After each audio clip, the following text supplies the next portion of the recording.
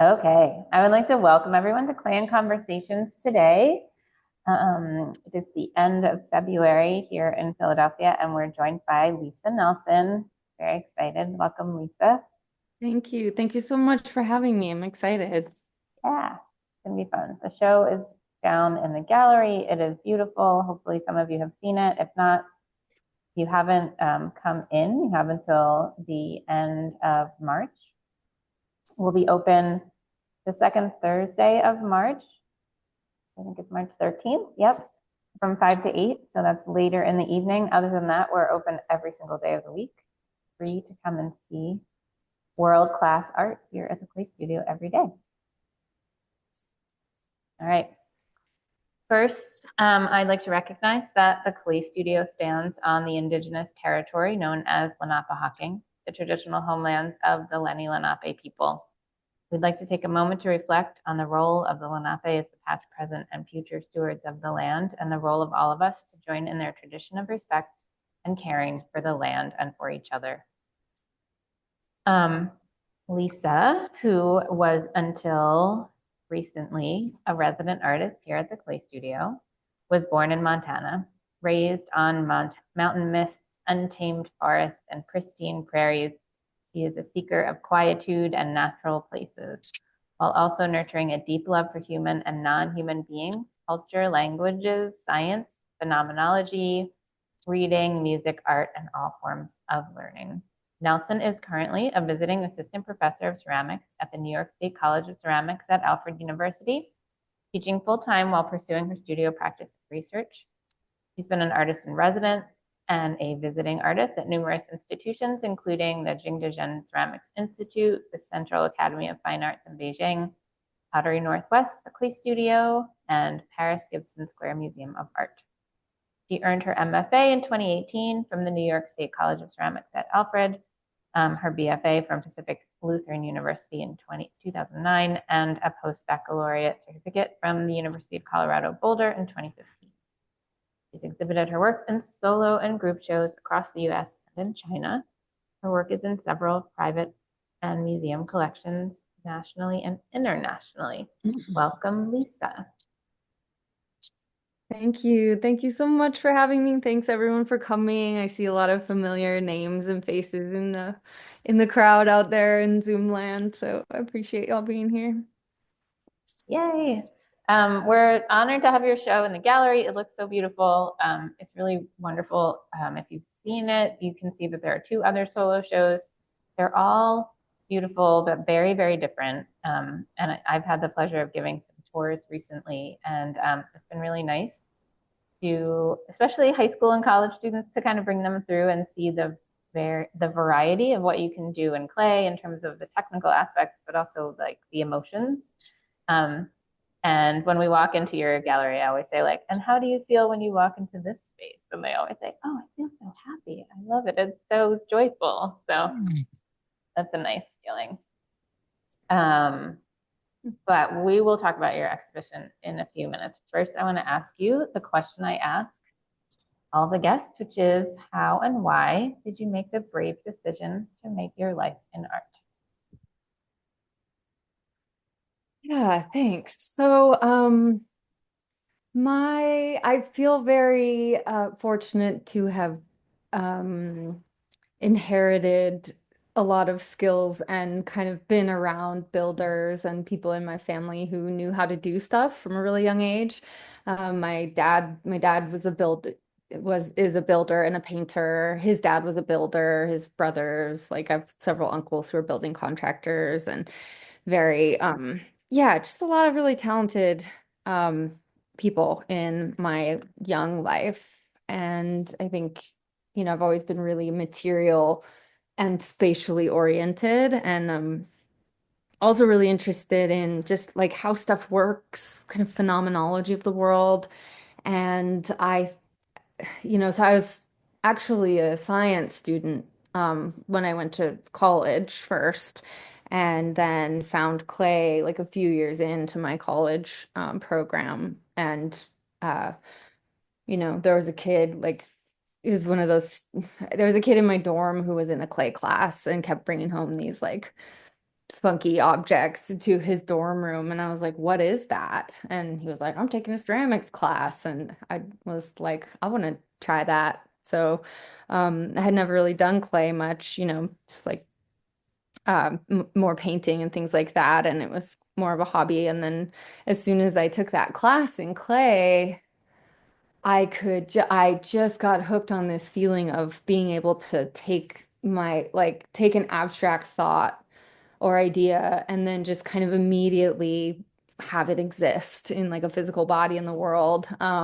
So that was a really kind of amazing feeling. And, I was really interested in the chemistry of the glazes and, just the materiality of the kind of body relationship of it. And then the way in which art allows you to be a researcher and to be able to kind of inquire into different directions, not only like cognitively in terms of like, studying history and ideas and philosophy, but also like an inward, like researcher kind of, there's this part of being an artist that's also like about inner listening and about kind of cultivating an ability to um, trust your intuition, even if you don't totally know where it's taking you. And I think that kind of process has always been really fulfilling and really resonant for me.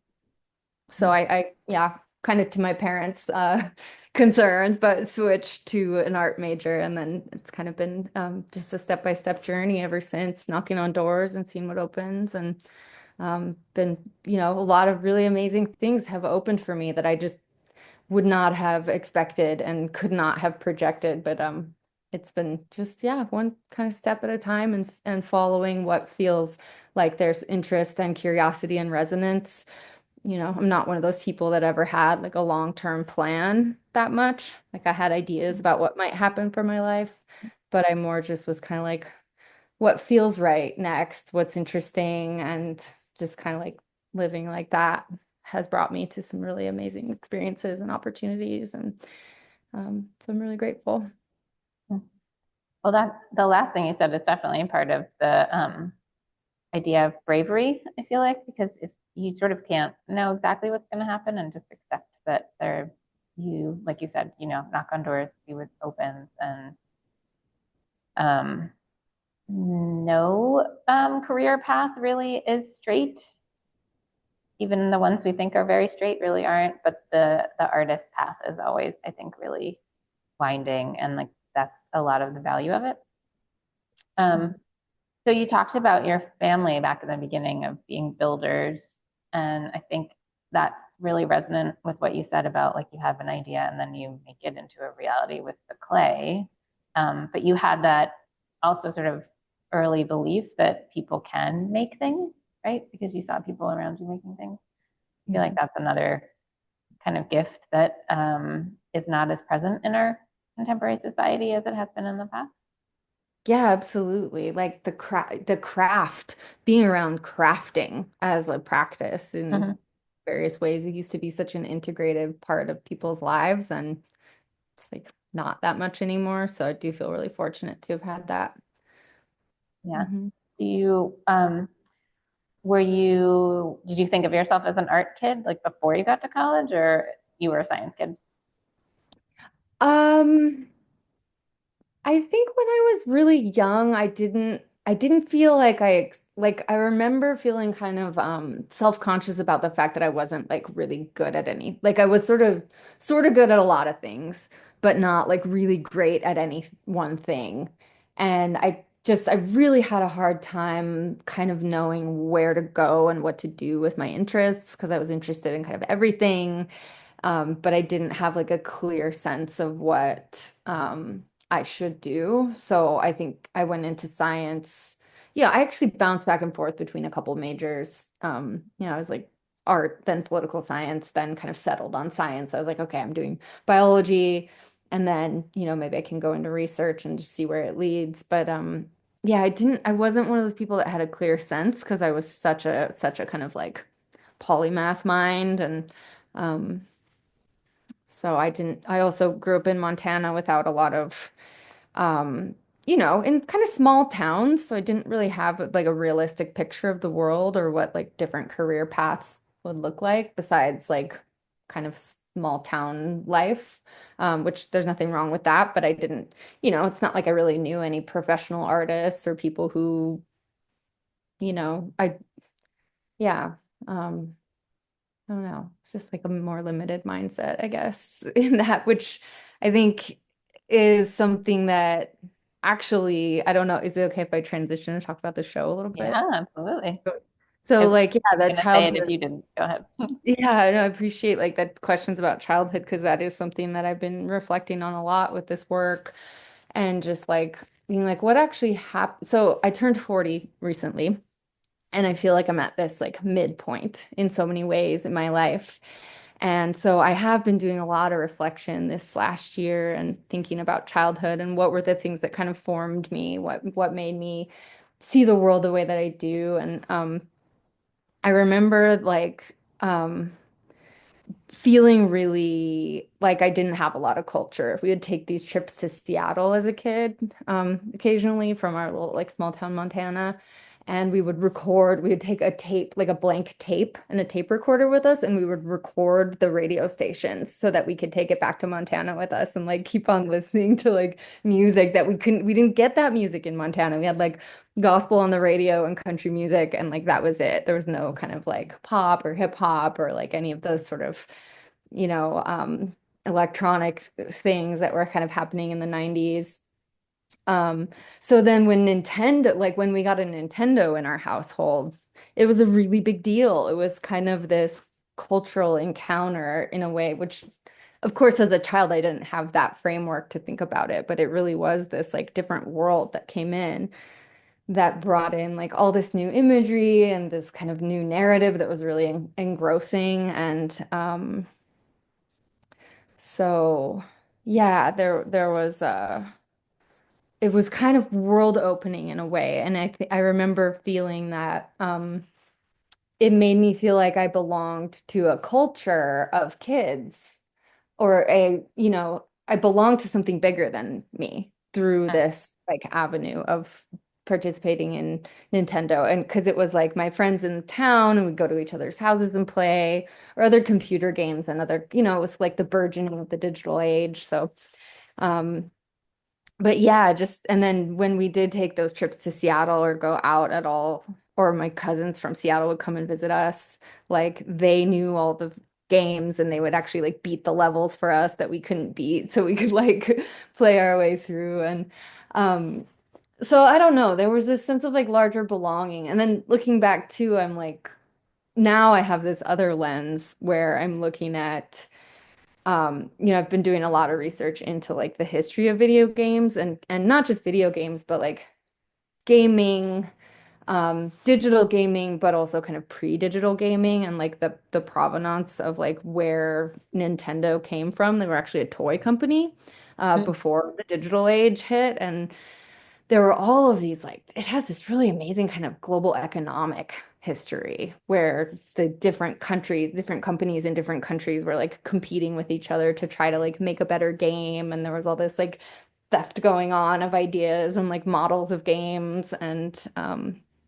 so yeah, I got really interested in that history and also started thinking a lot about how ideas get um, exchanged and spread around the world. And, I think about the history of like the porcelain trade, for example, and how it was something that came from like China, Korea, and Japan primarily historically. And then the Europeans found it in like um, in the 17th century and started to be like really hungry for porcelain. And then they started kind of putting in orders for things that had like, Chinese pastoral life depicted on it. And then the Chinese were like, well, the Europeans want to see this kind of depiction. So then there was this like internalized colonialism that happened where they started to like depict their own culture in a way that like the European consumer wanted to see it. So all these kinds of, which, we think about cultural appropriation, we think about colonialism having these like, negative effects, and certainly those things are present and very like things to be considered with care and seriousness, but there's also a naturalness to exchange and influence that, there's sort of all these layers of those things. So I'm just curious about how like cultural exchange happens, how that looks in the digital age, and how it's like everything just got sped up in the digital age. Yeah, Has absolutely. mutual influences, but there's still something that remains like very Japanese about certain video games, and influenced by older traditions as well, like the clouds and the stars with the eyes, and there's this like sense of animism, which Mhm. is a Shinto, which belongs to like the Shinto tradition in Japan of like seeing inanimate objects as being animate and as having like a kind of spirit to them. So, those ideas are embedded in the imagery and people are maybe different levels of aware of kind of yeah all those different influences and um Yeah, so you're getting like subconscious education on another culture that you didn't realize was happening.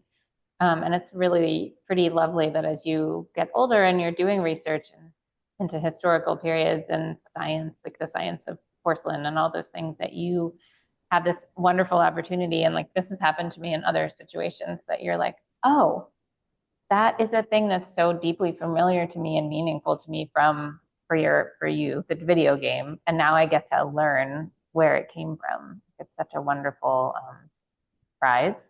And it's a way of that these, like you're saying, these Japanese companies were disseminating Japanese culture in a way that it's like that soft power that people talk about that is sort of pushing out culture without any, it's not militaristic. It's not intentionally negative in any way. It's just like, helping people learn about other cultures, which is one of the wonderful things that all art is great for. We talk about the 1876 centennial and how there were representations from all over the world, including Japan and China, that people in the U.S. had never seen that before.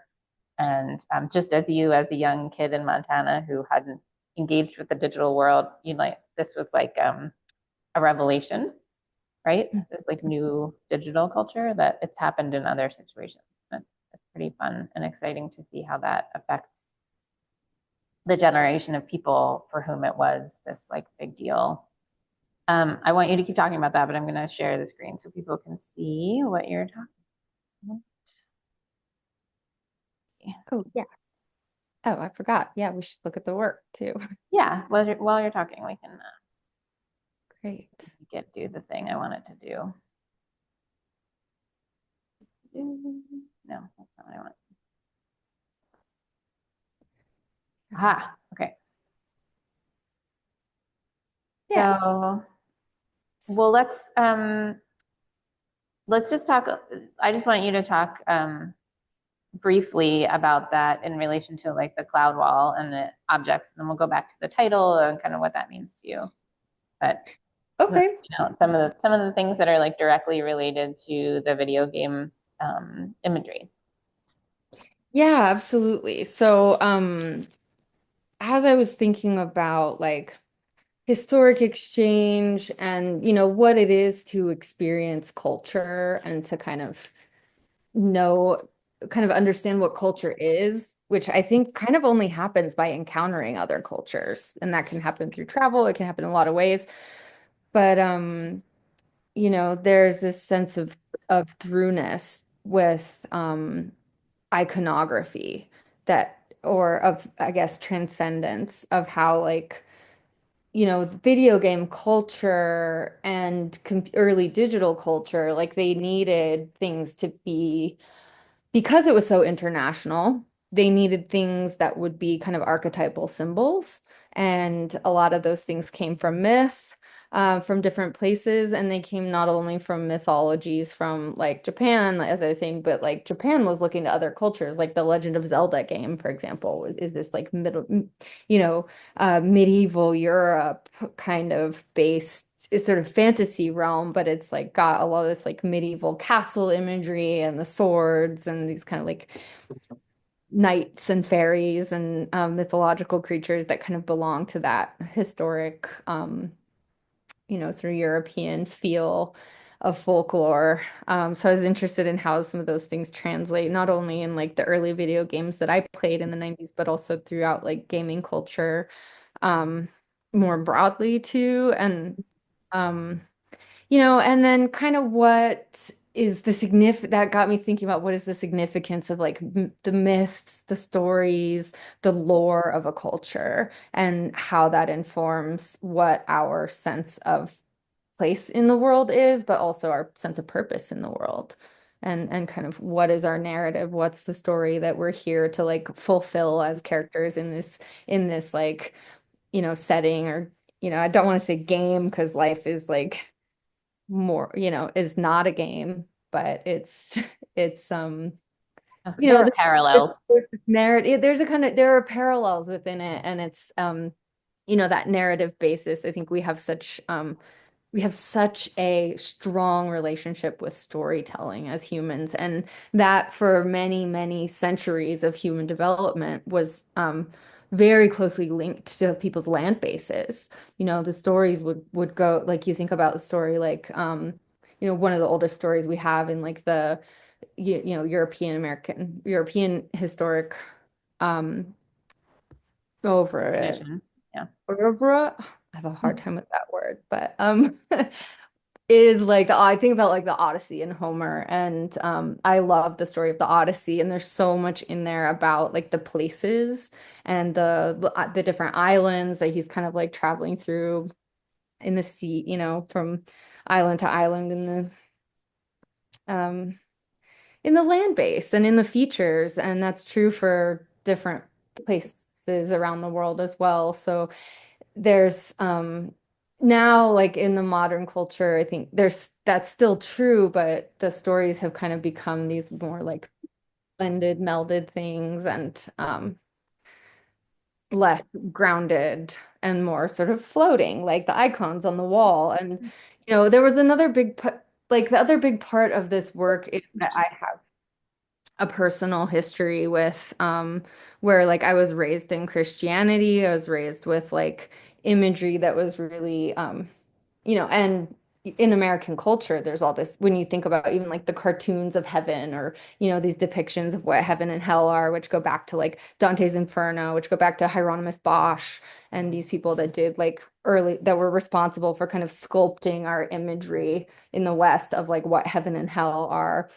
And so, these kind of like Greek, especially like architecture and the, little angels with the harps and the wings. And these things are very influential in how we think about what like paradise is or what about an ideal life that we'd like to live. Mhm.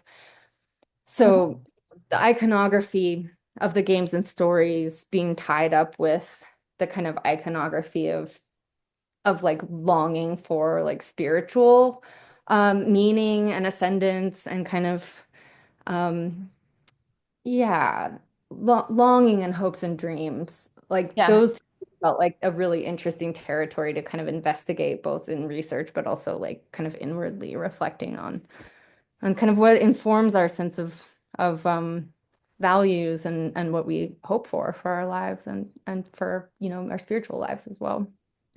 I hadn't really, that's a great connection, the idea that placing the icons in in the clouds, like in the heavens, is a way to you know, place them in the firmament, for lack of a better word, that it means that they're things that we hope for because, right, I'm imagining a Renaissance painting of the sky and you look up and these are the things that you value, saints and uh, Jesus and Mary and the angels are there. So you're taking those, your video game things. And not to say that there aren't sometimes, sky-like backgrounds in video games, but, placing those objects in the heavens is a way to establish them, like you're saying, as things that you are aspiring to. So that's a really great metaphor.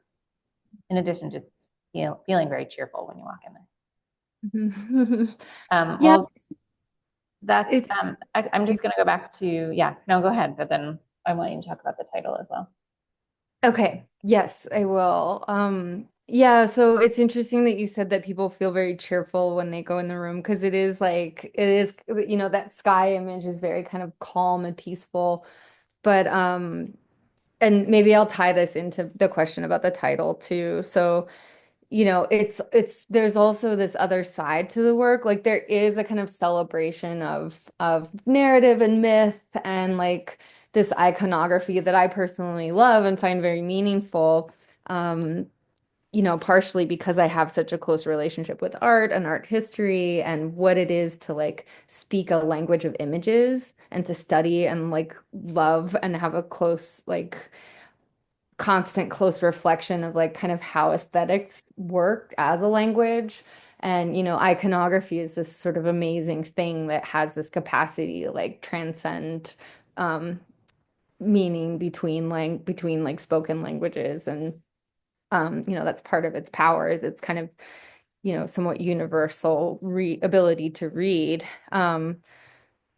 And so, yeah, but then there's this other side of it that's more about, for me, this work was really a lot about, like I mentioned, I'm at this kind of midpoint in my life in terms of my age, and maybe less than middle, maybe more, who knows, with like my incident with the truck this week, like who knows? Who knows?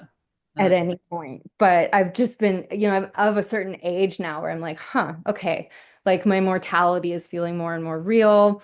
There are things that I thought that I might have achieved, dreams of my childhood, that I'd be like married and have a house and a kid and like, this sort of like certain type of life. And I don't like that hasn't been my life. Like that idea or picture of what my life should be by now is not what's come to pass. And there is like grieving that's associated with that I have done. But there's at the same time, there's also like this deep celebration of like how my life has been something different and the fact that I'm alive and that I get to like do this really amazing kind of job of teaching art and there's like so much that I'm grateful for but like grieving is also real. And so I think like with this work specifically there's a lot of grief and um kind of a mourning process that's in it, but there's also like a celebration kind of at the same time. And then the music that I included on the playlist that's attached to the show is also reflective of, all the songs that I included, and many of which became lyrics of them became titles for the works.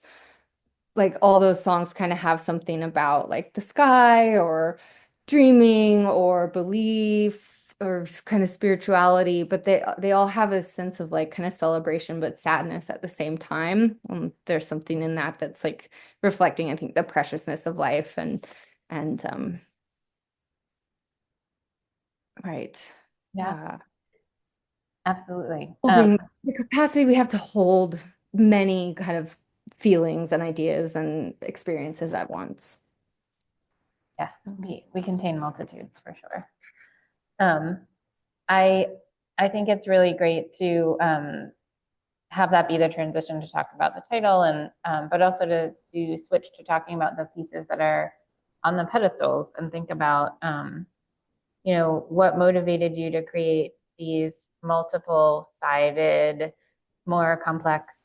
These works are amazing, but the idea that they are those sort of like icons, and then how did you decide which things you wanted to mm, model in like a more three-dimensional uh, like a physically three-dimensional, but also are they like sort of conceptually more layered than the things that are on the wall? Mhm. Mhm. Yeah, okay. Well, I'll Oh, start by talking about the title a little. oh, and So, yes, for sure. We were talking about dreams, but go back to the yes, for sure. yeah, I'll start by talking about the title and then yeah, I'm glad you asked that question though, 'cause they are kind of not separate bodies of work, but they're kind of acting in different ways. So yeah, the title of Dreams, it took me a while to kind of decide on a title for this work because it felt like there were these like disparate streams of consideration and ideas coming into it. But I dreams kind of like resonated because it's this thing that can have all these meanings at once. It can mean like what are hopes and dreams? Like, I've been thinking a lot about especially this like political moment that we're having that's very charged and very just full of like change and a lot of fraught feelings and a lot of divisiveness and yeah, just a lot at play. So I've been also thinking about like kind of the American dream and what is like what are our kind of universal hopes as like humans, but also as a nation. So there's like some little Easter egg-ish imagery in here that's kind of referring to like America as well that I could talk about more later. Like, the stripes behind that flying foot and some of this sense of like the wings and the flight and the eagle being this symbol of Americanness and all of that stuff is kind of like on a lighter, more subtle layer, but I think I saw that trend emerging a little bit too, just thinking about like what it means to be in a nation and I'm not a nationalist. Like I'm pretty like anti-nationalism in general, but I think that we have like a universal sense of like yeah, like purpose as humans, and then I don't know, just thinking about all these global dynamics, I guess, as part of what our dreams are and how those things are sculpted and shaped, sometimes by a sense of place and culture, sometimes by a sense of more universal connection. And then also there's all these other layers to the name of dreams, the title dreams, like the idea of sleep, dreams that you have when you're asleep, and how things can be really amorphous in terms of like, and they could be bizarre, like downright bizarre or scary, or have all these different faces to them.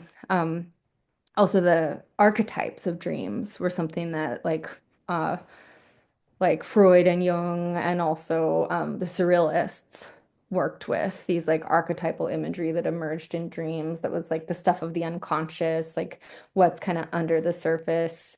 And I thought that that's like, the stuff of nighttime, the stuff of that happens like under the moon light rather than in the brightness of day. So there's this sense, some imagery of like the night sky as well, and there's the moon that's kind of hanging over everything and stars around. So thinking about like the night as this place where stuff emerges from the underneath. And then we kind of can maybe try to unravel it using some of the symbolism or iconography or archetypes like these early psychologists did. But there's also layers of it that we can never kind of fully know. And I think like I want to acknowledge that. I think abstraction is a way that I use to acknowledge the fact that like some things are just neither here nor there. Some things like cannot be pinned down and they just live in this liminal space of kind of undefinability, and that is like something to not to be feared but to be embraced because the nature of reality is change, and the nature of us as beings is to kind of change with it. And so I guess, yeah, that sense of abstraction always gives me a feeling of like, or like in the clouds, I was really drawn to cloud imagery in this work. You can see like on the pedestal and some of the wall pieces, and the way that clouds are these things that have form, but they also are, none of the form is ever fixed. So I really like that as a metaphor of thinking about kind of how we live in the world and how our thoughts live, and um, you know, just kind of in this constant shift. And as soon as we think we kind of get something, then it's changed. So that's sort of a reflection about that, about knowing, about things emerging and tr us trying to understand them, but sort of not being quite able to. Hmm. Um, so yeah, and then let's see, is there anything else about the dreams? I feel like that basically. Oh yeah, and then the video game or the gaming sense of like the dreams of and aspirations of the character to kind of, the hero of the story. And um, there's always some kind of grand goal that reflects maybe a value system of the culture that those games came out of, that the stories came out of first. Like the hero rescue, like and some of it's kind of problematic too, or comes out of like patriarchal narratives, like Luigi and Mario, or these like guys who are like going on all the adventures, and then the princess is just like in the castle in her pink dress, like looking cute, but she's not a very active character, and so you have like that kind of um that was something I was thinking about with this work too, but I don't think it really came into the work that much yet.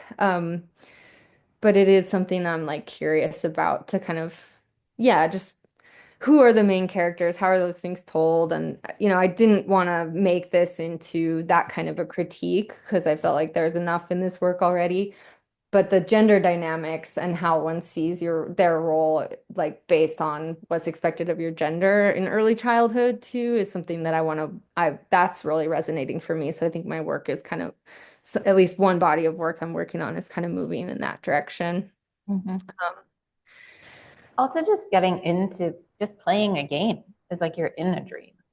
You're not, you remove yourself from reality and you're completely immersed in this other place, this other thing, which is kind of like when you're in the dream world and you can't, you know, when you're in the video yeah. games, you can actually control your emotion, unlike in dreams, often you're kind of impotent to do the things that you're trying to get to. Or maybe that's just my stress dreams. Did I just do like a did I share too much? Sorry. But yeah, No, did that's that real. resonate as well? Like you're like Absolutely. even when you're in the gallery, you feel like if you stand close enough to that wall that you're kind of like in another place in a dream. Yeah, absolutely. Thanks for that. That's definitely another layer, like, how there's this sense of like escapism. I think that games and stories can be as well. Like it is this other world that you get sucked into, and then you're like, oh wait, this isn't actually real. Why am I so stressed out about like whether or not my character lives or dies or like what happens to it? And then the fantasy realm is like that too. I love fantasy and sci-fi, and I've used those things a lot to kind of like escape my normal everyday life, which I think can be a really valid processing or I don't think there's anything wrong with like fantasy or escapism. It gets a bad rap because they're like you should keep your feet on the ground, but it's like that space of imagination and games and stories and getting lost in a fantasy can also be a really generative space, and it can be something that's actually really liberating from life situations that you otherwise wouldn't have been able to imagine a way out of or a way around, and so I think that space is something to be taken as a very valid form of not only therapy, but like empowerment of cultures and like what else could we imagine for ourselves and Yeah, and like you mentioned, sort of the many, many centuries long tradition, thousands of year tradition of humans to tell stories. And for that whole time, it's been used as escapism. It's been used as a way to teach culture, a way to give warnings, a way to be learning things. Um, yeah, and also a way to ask like what if this were possible and what could be as well as what is. Hmm. sure. Yeah, and the stories and mythologies that have supernatural things in them. Um, those are the beginnings of what allowed scientists to figure out how we could fly, because there were stories about people flying for a long time. If we couldn't imagine it, we could never um, figure out how to do it. So that's another thing about how fast things are going now, right? We can dream things and then make them. And then that goes right back to that first thing you said about you imagine something and you can make it right away. And that's the power of art and play, particularly, even though Hmm. you do have to wait for it to dry and then you have to fire it once and then you have to glaze it and then fire it again. So maybe not immediately. Yeah. Yeah. Yeah, but no, that's so true. It is really powerful that way. It's powerful that like in the way that literature is, and I think this is like a perfect segue into the second part of that question that you asked about like with the how is the pedestal work different than the wall work? And I think the pedestal work is like, these things are like spaces that you can kind of get sucked into or like little worlds, little like vignettes of worlds in their own. And so like the one that has the apps with the, or okay, here, the one with Oh, the, sorry. okay, I was trying to top. get to it. Is this the one you're Oh talking yeah, so now you're in real life. Phantom's colloquial and new.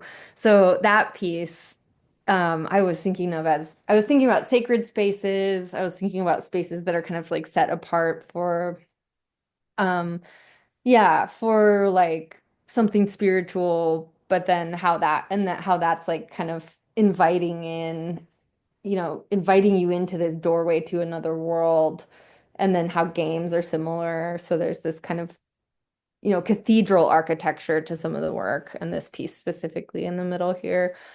Just kind of asking a question about, and it's also on this platform that exists within the game of Super Mario Brothers. But that's also a platform that's like a little plinth that's like, here is something that is like separate, held up separate from the ground that we stand on. And um, so there's kind of a lot. That piece was actually I would say the seed piece for the rest of this work. Like that was the piece that I made that I was like, okay, this is what I want to, this is like the direction that I want to go in and the content that I want to go into. So I feel like that was really an important piece. Um, Yeah, it that actually has elements that you can find in larger scale around the gallery. Yeah, yeah. Totally. And then the unicorn piece was this another way of thinking about like how I saw this. Actually, this is really modeled after a specific product that was in the checkout kiosk at my local farm supply store that I go to buy dog food for my dog. And I saw this little, these little like unicorn toys, and it's on this like big pink cardboard stand, and there's all these different ones, but each one has its own box, and inside the box is where these like sort of beautiful mystical landscapes. And I was like, wow, like I was really, my inner little girl was totally sucked in by this. And I was like, oh, okay. And then I was like, wait, why am I so sucked into this right now? And I was like, okay, it's because they're using these mechanisms really effectively of like building a world, but the world is the packaging. And they're making me want this product, even though like I'm an adult woman and I have no business buying this like unicorn Oh, I toy. would totally But buy it. I I would pick it. wanted it. Yeah, because We're um, adults. We're allowed to buy whatever we want. That's the beauty of it. I didn't buy it actually. But I did take a lot of pictures. And I was like, I'm gonna make this or something like it. It's a little bit different. But just thinking about how products are sold and how products promise us a better life, and they promise like these big things like, oh, you'll be more lovable if you have this outfit, or whatever it is. They're kind of like making these huge promises that are much further beyond what the product actually is. So I was thinking the packaging is like that.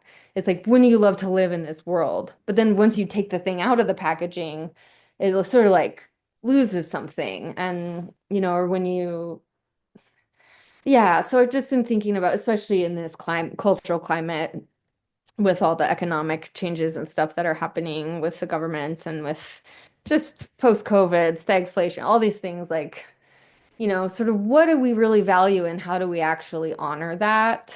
And how do we not get tricked by like it's like, can we celebrate the beautiful things that we want to have in life? Like, I don't think it would have been wrong of me to buy this unicorn package, but but it was the thing in it that caused me to reflect on something that was the thing that was valuable, not my buying this product. And then it was the art that came out of it. And so I guess I would say too, like, there's this big boycott thing coming up that people are wanting to start tomorrow. That's this national movement, which I plan to participate in as much as I possibly can, where it's like, I don't need to buy that thing on Amazon because whatever that thing is, like I can either source it somewhere else, or, it's like, how much do we really need to be fulfilled?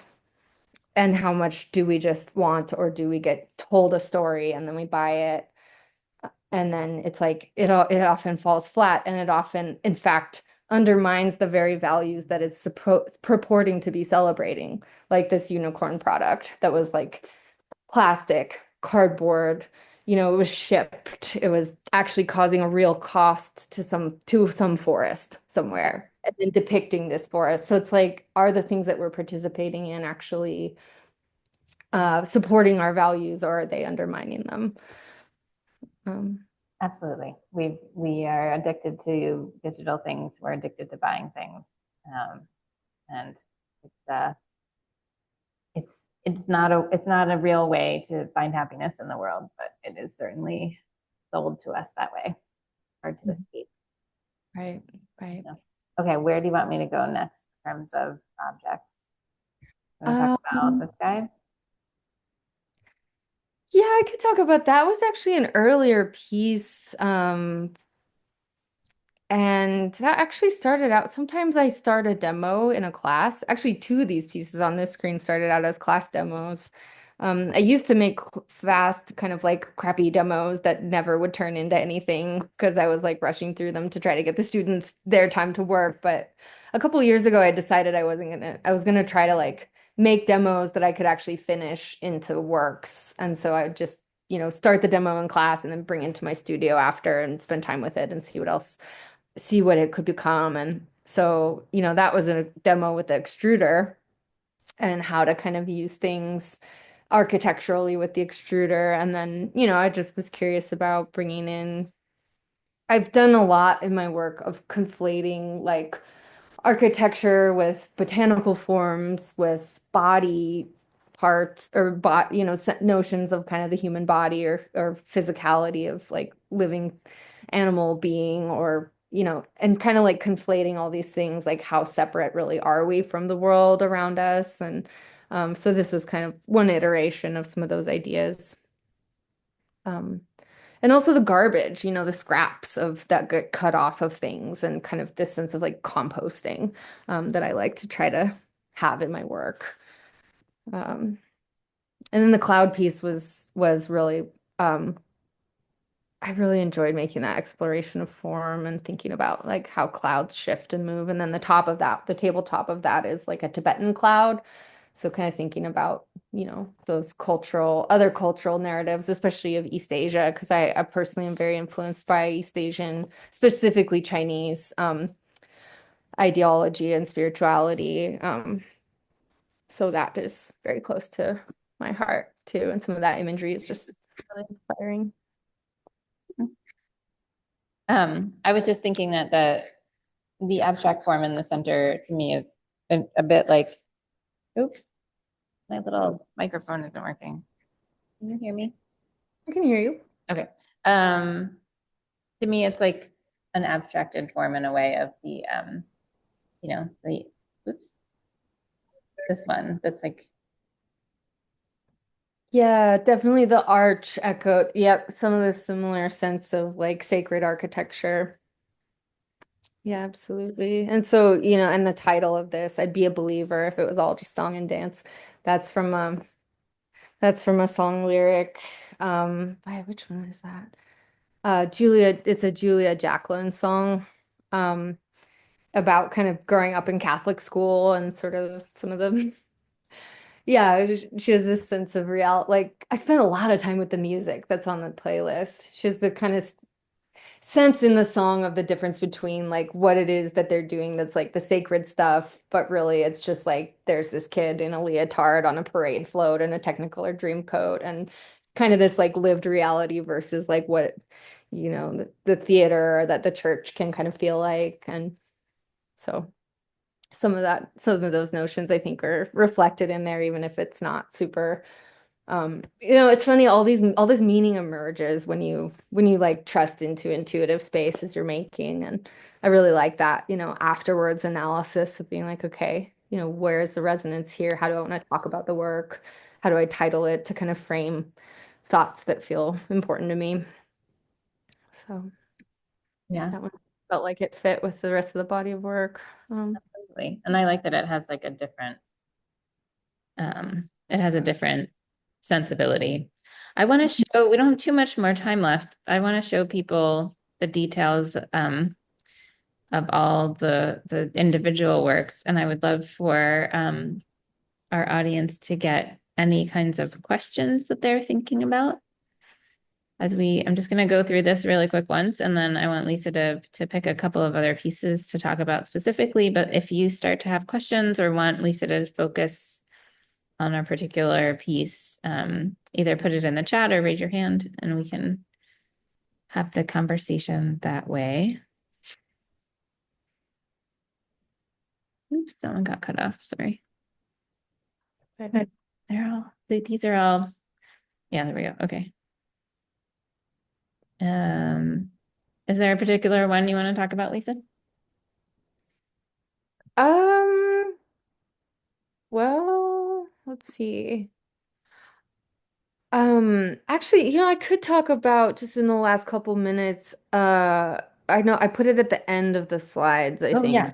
You're that that what's are next? kind of yeah, so there's some older work which I don't think we really need to talk about, but we could just maybe flip through it really quick. These are some pieces from grad school and afterwards.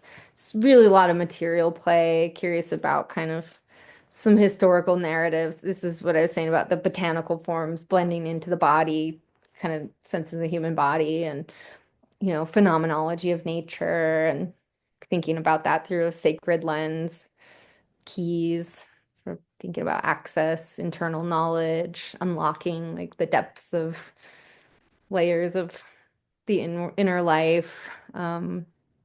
So yeah, and then there's some alchemy imagery in here, I think, too, coming up. And then yeah, these are kind of about the nature of perception. Some of these really pattern-based ones, like how do we how do we understand things in patterns and how do we differentiate things from one another? And yeah, I think a lot about sight and insight and kind of the nature of perception. So there's a lot of imagery of like eyes or like pattern that's kind of one thing blending into another, which is another space that I'm moving into even more, I think, right now.